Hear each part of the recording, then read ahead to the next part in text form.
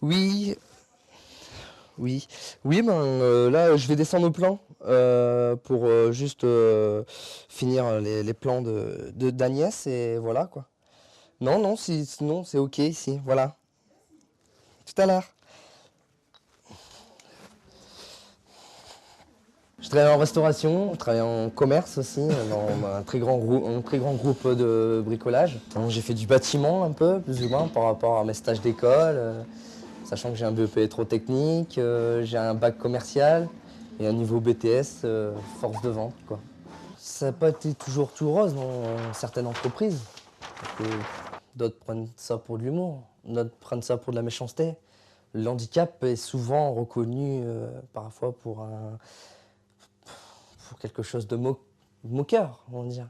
Mais bon, faut savoir le prendre. Le groupe 120 Immobilier, avec deux SA d'HLM principalement, Promocil et La Vénoise, 14 000 logements, 210 collaborateurs. L'enjeu de favoriser l'emploi de personnes en situation de handicap, ça fait partie de notre mission sociale au sens large du terme. Tout est à hauteur, comme on peut voir, la plieuse de plan, le scanner, ainsi que la photocopieuse de plan. Le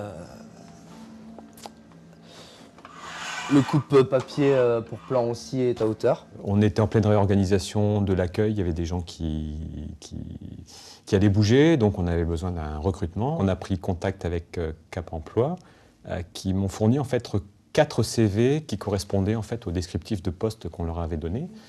J'ai reçu ces 4 personnes, et parmi ces 4 personnes, il y en a un qui se distinguait par sa facilité de communication et par son dynamisme, c'était Jérémy. Mais je pense qu'il n'a pas vu le handicap. Il a vu la personne en lui-même, il a vu, voilà. Et c'est pour ça que c'est passé. Et après, on s'est réunis avec Monsieur Bureau, qui est l'IMET, pour pouvoir faire les aménagements. Jérémy a besoin de travailler, dans certains cas, sur des postes qui sont en hauteur. On a simplement dit, là, il faut un escabeau de 2 marches, là, il en faut un de 3 marches, là, il faut un chariot de petite taille, etc. On a simplement adapté les outils à son poste de travail. En fait, il ne faut pas oublier que ce poste est un poste partagé, et donc on ne pouvait pas non plus adapter le poste à Jérémy et puis sacrifier ses autres collaborateurs. Ce qui m'a séduit dans Jérémy, c'est son côté ouverture, qui effectivement a son importance dans le cadre d'un service qui est un service d'appui, qui est au service de tout le monde, où il faut rencontrer tout le monde et écouter tout le monde. Donc Jérémy rentre très facilement en contact avec les gens. En plus de ça, il a vraiment un très gros dynamisme. Il a même fallu que je le freine par moments, parce qu'en fait, il faut non pas briller, mais durer. Donc je voyais qu'il était très énergique dans ce qu'il faisait, et je le temporisais même pour qu'il freine, parce qu'il faut durer.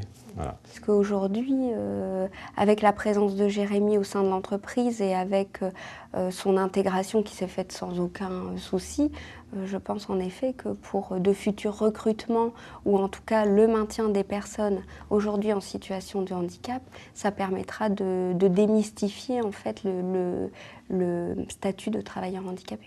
J'ai simplement averti les collaborateurs et collaboratrices qui allaient travailler avec, qu'effectivement Jérémy avait un handicap qui était sa taille.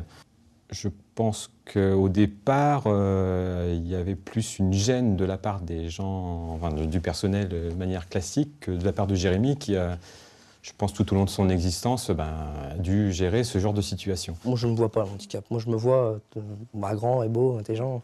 Mais bon, je me vois bien, quoi. Je suis bien dans ma peau et c'est essentiel.